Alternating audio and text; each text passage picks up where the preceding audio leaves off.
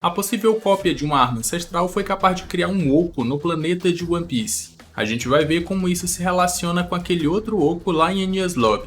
Além disso, os Chapéus de Palha mostraram um real nível de poder do bando de Yonkou, resolvendo toda a situação na ilha sem que a gente precisasse saber como eles fizeram isso, porque ainda não foi revelado. Mas também foi quase confirmado um Luffy vs Kizaru. Isso realmente vai acontecer, a gente vai ver nos próximos capítulos. Vamos conversar sobre tudo isso nesse vídeo aqui. Se você ficou curioso, segue comigo e acompanhe esse vídeo até o final.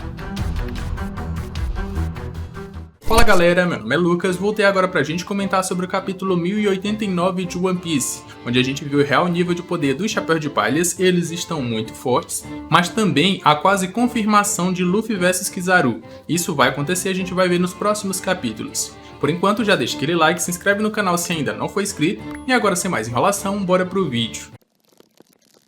O capítulo começa na Vila Fushi, onde a gente vê os principais personagens comentando ali sobre os acontecimentos em relação a Luffy e a Garp, sobre o que está acontecendo com eles nesse momento, mas também com a Dadan lá no Monte Corvo. Acredito que uma hora ela vai morrer do coração de tantos acontecimentos ruins que acontecem com as pessoas que ela conhece, principalmente Garp, Luffy e antes o Ace. Agora o Sabo também, ela estava chorando em capítulos anteriores por causa dele. Não só isso, mas nós também somos contextualizados sobre um terremoto de magnitude nunca antes vista que está afetando o mundo inteiro. Está afetando todos os mares e todas as ilhas da Grand Line. A gente pode ver a reação de vários personagens e ilhas que a gente já conheceu sobre esse terremoto absurdo. Desde o fundo do mar lá com o Impel Down até o topo da Headline, onde tem os Tenryubitos, todos eles sentiram esse terremoto absurdo. Só que essa causa, ou a causa disso, foi ignorada porque ninguém sabe de onde foi que se originou esse terremoto. Além disso, ninguém sabe que um reino deixou de existir, que no caso foi o reino de Lulusia, depois que ele levou aquele tiro gigantesco da Mater Flame. E aí ela acabou e não existe mais esse país, ou essa ilha. E aí quando chegaram lá perto para ver o que tinha acontecido ou o resultado da utilização daquela arma, vê que não tem mais faixa de terra, não tem mais ilha, não tem mais nada, todas as pessoas lá morreram. A única coisa que sobrou foi um buraco gigantesco, um oco absurdo, que nunca vai se fechar. Nas páginas do mangá, confirma que isso nunca vai se fechar. Um outro buraco que também é parecido ou quase igual, idêntico a esse que a gente viu agora, é o que tem lá em Enies Lobby. Então a gente pode considerar que no local onde tem aquele oco gigantesco, aquele buracão, tinha uma outra ilha que também acabou desaparecendo do mapa pela utilização de uma arma parecida. E eu acredito que essa Mater Flame é quase como se fosse uma cópia da arma ancestral Uranus, que o Vegapunk conseguiu copiar de alguma forma, assim como tem as plantas para uma criação de uma nova arma que é a Pluton. O Frank tinha essas cópias, então por que não com a Uranus também? E aí essa Mater Flame é essa arma que está sendo utilizada para destruir ou eliminar ilhas. Foi o que aconteceu agora no reino de Lulusia e também o que aconteceu nessa ilha que ficava aqui em Enies Lobby, que muito provavelmente eles acabaram criando Enies Lobby depois disso. Mas também existe a possibilidade de essa ilha ter sido protegida de alguma forma, e aí a gente vê aquela ilha que os Mugiwaras passaram antes de chegar na Torre da Justiça, porque aquela ilha ali no meio, ela é como se fosse uma ruína de um povo antigo que não existe mais ali, e que também não foi evoluído ao longo do tempo. Só tá ali como, sei lá, para ser mostrado, mas não que o governo utilize aquela ilha efetivamente. Por isso que não tem uma população vivendo ali. Mas ela só fica no meio, entre a entrada e a Torre da Justiça. Os Mugiwaras precisaram passar por ali. Então acredito que existam essas duas possibilidades. Ou essa mesma ilha que a gente vê lá, ela foi protegida de alguma forma e só o redor dela ali é que foi destruído. Ou então existe uma outra ilha ali que acabou sendo dizimada também por uma arma parecida com a que foi utilizada agora em Lulusia. E a única outra ilha que eu vejo que pode ter acontecido isso foi God Valley, que foi falado que essa ilha sumiu do mapa depois dos acontecimentos de lá, onde os Piratas Rocks foram desfeitos, Roger e Garp uniram forças para lutar contra o Shebek. Então, será que Enies Lobby era a antiga God Valley, que acabou sendo dizimada e aí a gente tem aquele buracão gigante lá? É algo que a gente pode pensar e que realmente pode ter acontecido. E isso impacta duas ilhas, e aí a gente vai comentar aqui. O primeiro deles é o Water 7, que sofre com a Água Laguna, onde é um tsunami gigantesco que engole ali parte da ilha e eles têm que subir o máximo possível para não ser levados, as pessoas no caso, tem que subir o máximo possível para não ser levado. Não só isso, mas existe uma ilha abaixo dessa que a gente conhece e eles só criaram uma nova ilha em cima da que já existia, porque ela em algum momento foi afundada pelo mar.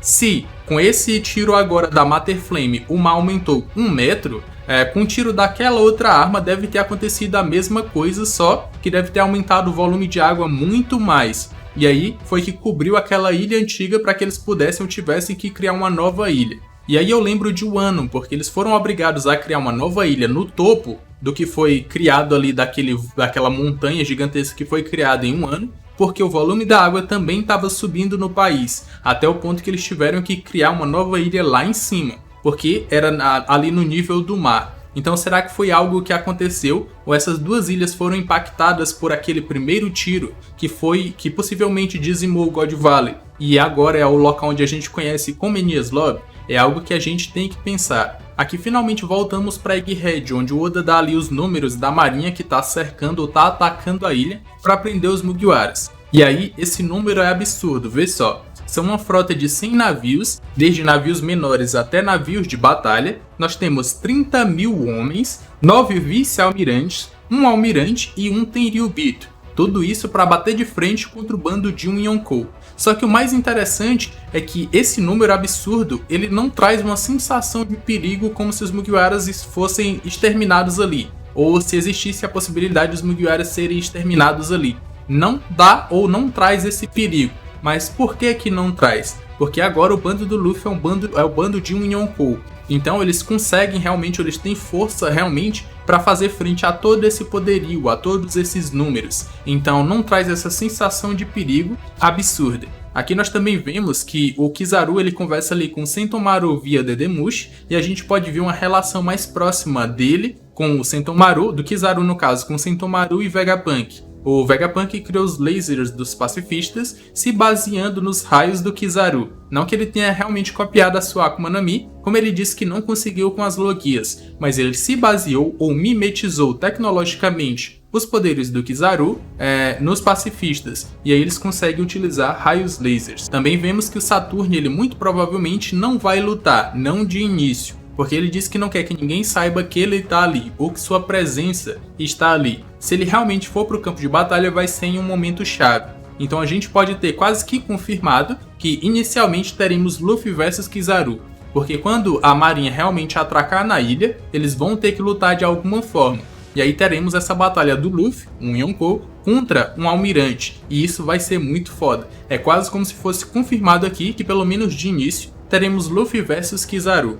E um outro ponto é a mentalidade do Saturn em relação às pessoas que fugiram da ilha, que são ali os pesquisadores. Ele também manda matar toda essa rapaziada, porque tem gente que poderia estar pesquisando sobre o século antigo, né, que pode ter fugido naquele navio. A mesma decisão do Akainu lá em Ohara. Ele também ordenou que atacasse um navio de refugiados, porque poderia ter um pesquisador ou um arqueólogo se escondendo lá. Então, basicamente, eles têm o mesmo pensamento. Para fechar esse capítulo, a York liga para os Tenryubitos para perguntar ou para reclamar dela ser um dos alvos do ataque da marinha e do governo mundial. Mas eles respondem que mudaram de ideia. Na verdade, se ela puder replicar a Mater Flame, eles vão manter ela viva. Então ela responde que é bom eles não destruírem o seu laboratório, que é lá que ela consegue replicar essa arma, e foi ela também que mandou a primeira arma para eles. Então eles ficaram tão felizes com o poder dessa arma, no caso o Imu-sama ficou tão feliz com o poder dessa arma, que quer manter ela viva. Mas em troca ela quer se tornar só uma Tenryubito. Então aqui é confirmado que ainda assim pessoas podem se tornar Tenryubitos,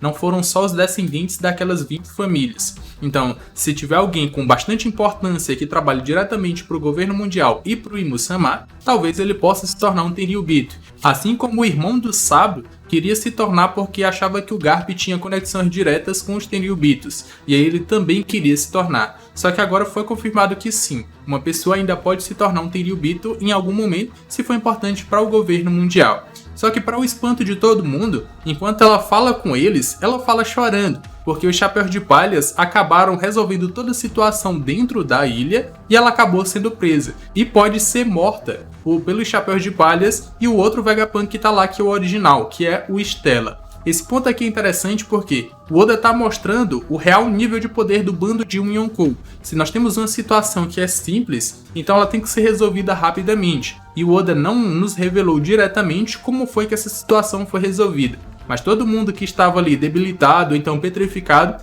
voltou ao normal. E aí o Oda vai explicar um pouco mais pra frente, de um modo rápido, como foi que isso aconteceu. Ele não vai enrolar muito porque ele tem que desenvolver essa ação do governo e da marinha atacando a ilha, com os Mugiwaras se defendendo para tentar escapar. Então eu gostei muito disso, porque mostrou realmente o nível de poder dos Chapéus de Palhas como bando de Yonkou, e olha a frota que está em volta para bater de frente com eles, para impedir que eles possam fugir. Isso aí foi absurdo ou é absurdo. É a melhor parte desse capítulo aqui. Outros dois pontos que a gente tem a comentar é o Rob Lute lá atrás nessa página dupla incrível. Será que ele vai fugir com os Chapéus de Palhas? É algo que a gente tem que pensar ou imaginar também. Um possível Mugiwara? Vai saber. Um segundo ponto é que a gente só vê dois dos Vegapunks, o original e a York. Cadê os outros? O que foi que aconteceu com eles? A maioria tinha sido destruído. Mas agora eu quero saber a opinião de vocês. O que vocês acham que vai acontecer? Vai ter realmente Luffy vs Kizaru? Os Mugiwaras vão conseguir escapar de maneira fácil dessa ilha? Comentem aqui embaixo que eu vou estar vendo quais são as suas expectativas para essa batalha. O Luffy vai amassar, o Kizaru vai provar o real nível de poder de um almirante e vai fazer o Luffy passar mal? Comenta que eu vou estar vendo e vou estar dando coraçãozinho para vocês. Aqui na tela final vai estar aparecendo dois vídeos que eu acredito que vocês vão gostar. Já deixa aquele like, se inscreve no canal se ainda não for inscrito.